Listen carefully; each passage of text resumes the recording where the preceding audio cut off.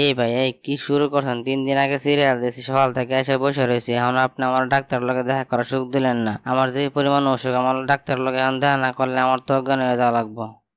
পাগলা তুই এনে বসে রয়েছিস ঠিক মারে বসে, তোর থেকে আরো কত আগে থেকে বসে রয়েছে সিরিয়াল দেখাইরা। এনে সিরিয়াল মতন চলা, সিরিয়াল ছাড়া কোনো রোগী যায় না ভিতরে। তুই বসে থাক, সিরিয়াল আর তোর ডাক দিমো। আমার বাড়িতে 10-15 জন লোক, আমি এখানে আগার সিরিয়াল নেই না। আর তোমার নয় এসে ডাক্তারের কাছে আমার 3 দিন ধরে সিরিয়াল ধরে পড়ে রয়েছি।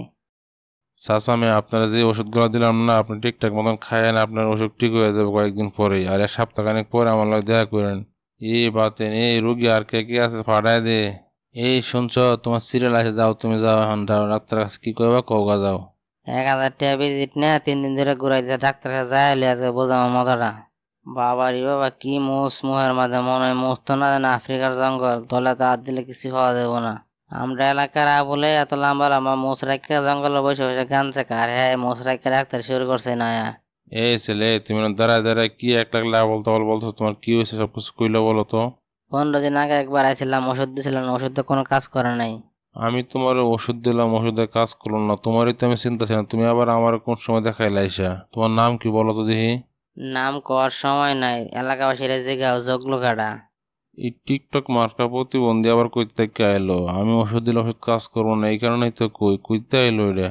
আর ওষুধ কাম নাও করতে পারি, তার পরের দিন তো আমি একটা জিনিস খায়া এসে বইছিলাম রোগী দেখতে, আবার সেদিন যদি দেখতে তো মাতাল অবস্থা, কি দিছি না দিছি কইতে পারি না নিজেও আমি। এই ডাক্তার নামে কষায়, আপনি কি আমার চিনতে পারছেন? চিনতে তো পারছি একটু একটু। হচ্ছে বসো, তুমি দেখি তোমার কি সমস্যা এখন শুনি আগে। কি সমস্যা ছিল আর কি ওষুধগুলো দিয়েছিলাম সেগুলো দেখাও দেখি, কাজ হলো না কে। যা ওষুধ দিয়েছেন খাইছি খাইছি, এখন আজকে আমার মুখ পরীক্ষা করেন, দেখেন কি সমস্যা মতে। একটু ভালো করে পরীক্ষা করে দেখেন তো, মুখ পড়ে না, ফোটা ফোটা খালি বাজ্য বাজাতা হ্যাঁ। এটা তো মনে হচ্ছে খুব বিশাল জটিল এক সমস্যা। মনে হয় তোমার মেশিন নষ্ট হয়ে গেছে। যাও যাও, আজকে আর হইব না, মেশিন ঠিক করে দেবো না, পরে এসো। 1000 টাকা ভিজিট ডাক্তার দেখাইতে আইসে আমার মেশিন নষ্ট হয়ে গেছে, আমার মেশিন ঠিক হবো না, সব কটার ভাঙ্গে ভাঙ্গে একবার কোয়া ফাতা ফাতা করে লামু। আরে পাগলা, তোমার মেশিন নষ্ট হবে কে? আমরা যে মেশিনটা চেক করবো সেই মেশিন নষ্ট হয়ে গেছে, তাই বলছি তুমি কালকে আইতে।